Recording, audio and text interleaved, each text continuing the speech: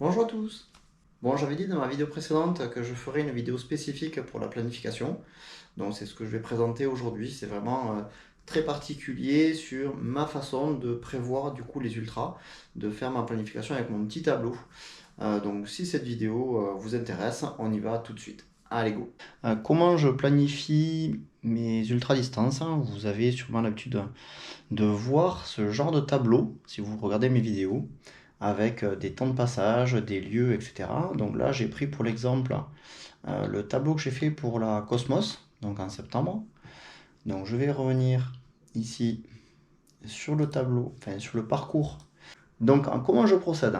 Donc pour procéder, je vais du coup séparer en fait ma trace en parties. Donc c'est-à-dire que par exemple là sur cette partie-là, on voit que c'est plutôt vallonné, mais il n'y a pas forcément de grosses pentes comparées à cette partie-là qui va vraiment correspondre à un col par exemple. Donc ça veut dire que si je regarde mon tableau ici, je suis parti de Sabara et j'ai fait en fait différents points avec différents kilométrages. Et pour chaque endroit, donc par exemple ici l'entraîne à 23 km, je vais revenir sur ma trace, je vais sélectionner dans Garmin le début ici, je vais aller jusqu'à 23 km, donc on voit s'afficher ici 23,16, 569 mètres d'altitude, j'arrête ici, donc je lâche, et là du coup Garmin il me donne la distance, il me donne la pente moyenne et l'ascension totale. Donc là, la pente moyenne, 1,3%, ça ne veut pas dire grand-chose. Par contre, si vous avez déjà fait des parcours de à peu près 23 km avec 600 mètres de dénivelé, vous devez avoir dans votre historique du coup de parcours, dans votre historique de parcours d'entraînement, dans vos activités, le temps que vous aviez mis, en tout cas le temps en vélo, le temps de déplacement. Donc c'est là que c'est intéressant parce que quand on va revenir dans notre petit tableau, on va pouvoir effectivement du coup noter la vitesse de déplacement ici dans le tableau. Alors il faut savoir que mon tableau, ça c'est la version que moi je conserve, la version que j'imprime pour l'avoir sur le vélo. Mais il est un petit peu plus compliqué mon tableau complet. Donc mon tableau complet, je mets le début, le kilomètre du coup à laquelle je termine la portion ici. Donc je vais mettre le kilomètre total pour savoir où j'en suis. Je vais mettre le dénivelé. Je vais mettre du coup une petite formule ici là qui me permet de calculer automatiquement le temps de déplacement. Ça c'est la conversion pour l'avoir du coup sur mon tableau. Ici je vais avoir du coup la vitesse que je pense du coup atteindre, que je pense en tout cas en déplacement, j'espère en tout cas pouvoir tenir. Et ça va me donner un départ. Donc moi si je démarre à 12h, je sais que 1h30, ça va me donner du coup mon heure de passage. Donc si je reviens et que je fais ça pour chaque tronçon, donc par exemple là je vais prendre fois Pradalbi, donc fois Pradalbi, ben, ça veut dire que je suis ici là, je suis à Froid, donc ici je vais zoomer, donc là je suis bien dans le village de Foix, quand vous passez de votre souris là, vous voyez votre petit trait bleu qui passe ici, donc je vais me caler sur Foix, voilà, là je suis calé sur Foix, donc là je vais cliquer, je vais aller amener mon petit curseur jusqu'au haut du Pradalbi. Donc là, on voit le Pradalbi, en fait, j'ai mis une petite pastille violette là. Donc ça sera la fin de ma montée. Et donc là, ici, je vais avoir là 17,2 km de montée, 6% de pente de moyenne, 1000 mètres d'ascension. Donc là, je vais le reporter du montant à mon tableau. Donc on voit ici cette ligne fois sommet du Pradalbi. Donc on voit bien ici 17 km. Donc moi j'ai arrondi pour avoir un petit peu de marge. Donc c'est 17 km, j'espère les monter à 10 de moyenne. Alors pourquoi 10? Alors 6% en soi quand on est sur effectivement une sortie classique, on va dire en entraînement, on a souvent un vélo léger. Là, sur les ultras, on a quand même souvent des vélos lourds avec des sacoches. Donc je prévois tout le temps d'enlever 1-2 km/h par rapport, voire même plus, voire voilà, même 3-4 des fois. Je prévois en fait toujours une petite marge au niveau du kilométrage. Ça me permet en fait d'adapter du coup mon rythme et de pouvoir compenser d'éventuels imprévus sur le parcours. Mais ça reste du coup quelque chose qui va me donner une précision, savoir si je suis plutôt en avance, plutôt en retard par rapport à ce que j'avais prévu. Une fois que j'ai fait ça, bah, il suffit de convertir après le temps, hein. Là par exemple 10 km/h sur 17 km, ça me fait 1,7 heures. Un petit calcul mathématique, ça me donne 1h40. Bon, ça, vous avez le temps de le calculer tranquillement. En faisant ça sur chaque portion, on arrive à déduire à chaque fois les temps de passage. Alors ici par exemple, même si je connais pas le Pradalbi, je tape sur internet éventuellement profil Pradalbi, je vais avoir le profil ici qui va sortir, hein.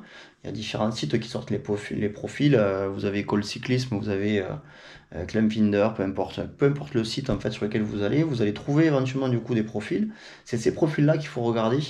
Attention, souvent Garmin quand même abaisse ou en tout cas prend en compte des portions qui sont pas vraiment au niveau du col, donc souvent le pourcentage est plus faible que la réalité.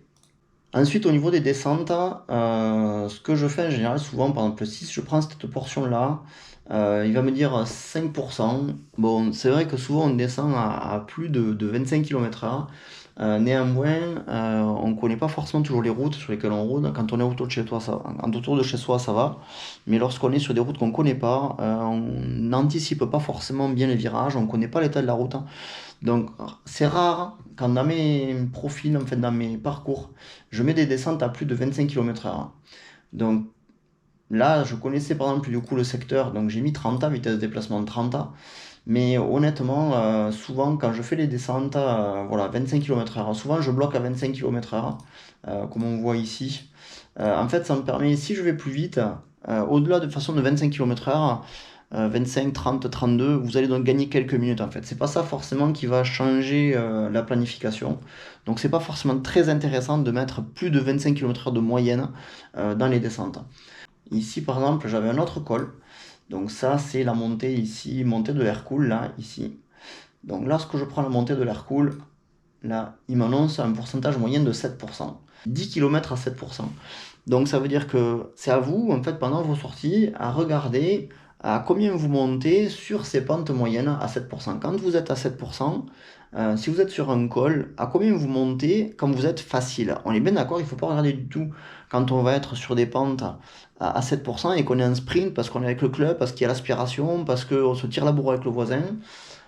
Sur les ultras, c'est pas du tout ça, on est souvent tout seul, il n'y a pas d'aspiration du tout, on est chargé avec des vélos chargés. Donc moi je vous conseille de faire ça plutôt quand vous faites des sorties longues, quand vous faites des week-end shocks. À ce moment-là, on regarde du coup sur les longues distances et même plutôt à la fin de la sortie. Plutôt, je sais pas, si vous faites une sortie de 200 km, ben regardez plutôt les moyennes que vous avez entre le centième et le 200e kilomètre. Ça sera déjà beaucoup plus réaliste par rapport effectivement aux moyennes que vous utiliserez quand vous serez pendant votre course, peut-être au bout de 13 heures ou 18 heures de vélo ou le deuxième jour, troisième jour, effectivement pendant votre ultra. Ce qu'il faut bien comprendre, c'est que donc dans cette colonne vitesse moyenne en déplacement, on va noter les vitesses à laquelle on espère tenir pendant tous les kilomètres qu'on a notés sur la ligne. Mais à ça, il va falloir rajouter les pauses. Donc ça veut dire que les pauses, ces pauses-là, ce sont les pauses prévues. C'est les pauses sur lesquelles on part du principe que de toute façon, on va s'arrêter.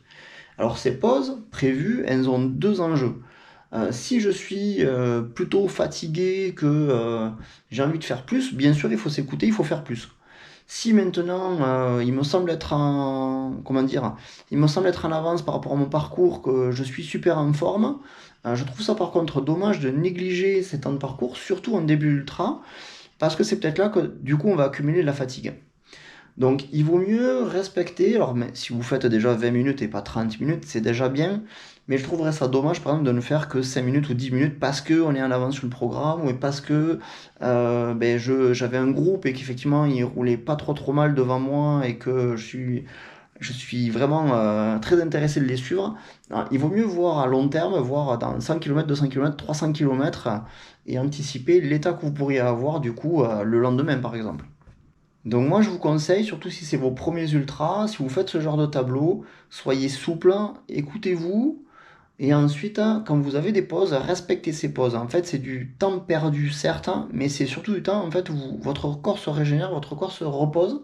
Personnellement ce tableau je le conçois toujours comme le temps limite auquel il faudrait que je passe. C'est-à-dire que je conçois en général mes tableaux pour me dire mon tableau me permet de finir la course. Si je fais plus vite, tant mieux, à la rigueur. Là, il fallait que j'arrive avant midi. Bon, finalement, je suis arrivé à 11h30 ou 11h même, je crois, le jour de la Cosmos. Bon, tant mieux. Mais en fait, c'est les temps minimum auxquels il faudrait que je passe. Si je passe plus vite, tant mieux à la rigueur. Si je passe pile à l'heure, bon, mais à la rigueur, ça va, je sais que j'arrive à finir mon ultra. Et c'est quand même ce qui va nous intéresser au début, quand on commence en tout cas, c'est d'arriver du coup à finir les épreuves sur lesquelles on s'engage. Bien sûr, si vous trouvez qu'effectivement il y a trop de tronçons, que c'est un tableau trop compliqué à lire, etc., vous pouvez globalement faire des tronçons beaucoup plus importants et vous prenez vos moyennes de façon beaucoup plus synthétique. Ça rend du coup le tableau moins précis, mais au moins ça vous donne un ordre d'idée. Le deuxième intérêt en fait ici de faire ce tableau, c'est que vous prévoyez à quel endroit vous voyez les ravitaux. Là par exemple, Tarascon, je sais qu'il y a des magasins, je sais que j'ai de l'eau, je sais que je trouverai à manger en fonction des horaires, surtout là je passe à 4h30. Donc là, ici, là, c'est important, il faut que je m'arrête parce que on est en Ariège quand même pour cette épreuve. C'est très difficile de trouver à manger n'importe où. C'est même quasiment impossible. Donc il va falloir vraiment viser les points où je vais pouvoir me ravitailler. L'eau, c'est pas trop un problème. Mais la nourriture, là par contre, c'est pas la même chose. On est au mois de septembre, quand je planifie la Cosmos. Donc mois de septembre, c'est pas la saison touristique. L'Ariège, c'est non plus pas très touristique. Donc ici, toute cette portion-là, en fait, c'est en pleine nuit, il y aura donc rien d'ouvert. Il faut vraiment pas louper ces points d'arrêt ici. Si je m'arrête pas à ces points d'arrêt, je prends le risque effectivement de me retrouver à court de nourriture en pleine nuit. Voilà, si j'ai la fringale à minuit ou 2h du matin en plein ultra, autant dire que l'ultra il est terminé. En tout cas, je ferai pas du tout ce que j'ai prévu. Donc il vaut mieux effectivement prendre 30 minutes, hein, bien se ravitailler et refaire le plein et assurer de pouvoir terminer que vouloir les gagner ces 30 minutes et au final en fait à perdre beaucoup plus parce que vous avez une fringale, vous avez un gros coup de mou, etc. Ici par exemple, c'est minuit, 1h du matin, 10 minutes, hein, ben, tout simplement c'est 10 minutes parce que c'est le haut du col. En montant, on va avoir chaud. Haut du col, forcément, on dit frais, voire froid dans la descente. Donc il faut le temps effectivement de sortir les affaires, se rhabiller. C'est 1h du matin, ça fait déjà plus de 12 heures qu'on pédale. Il y a eu du dénivelé jusqu'à maintenant. Donc voilà, ce genre de petite pause, en fait, même si c'est que 5 minutes, 10 minutes, il vaut mieux le prévoir dans le tableau. Parce que ça fait effectivement déjà du temps de rame, mais parce que c'est la réalité en fait. C'est du temps que vous allez utiliser sur votre ultra, c'est du temps effectivement que vous allez passer qui n'est pas sur le vélo, et en 10 minutes, mine de rien, si c'est une descente, on fait du parcours, on fait des kilomètres. Donc il ne faut pas hésiter à rajouter ces petits temps. J'espère que cette vidéo était très claire, que vous avez tout compris. Voilà, j'espère que surtout elle vous servira. N'hésitez pas à mettre un petit j'aime ou à vous abonner. Et à la prochaine, peut-être sur la route.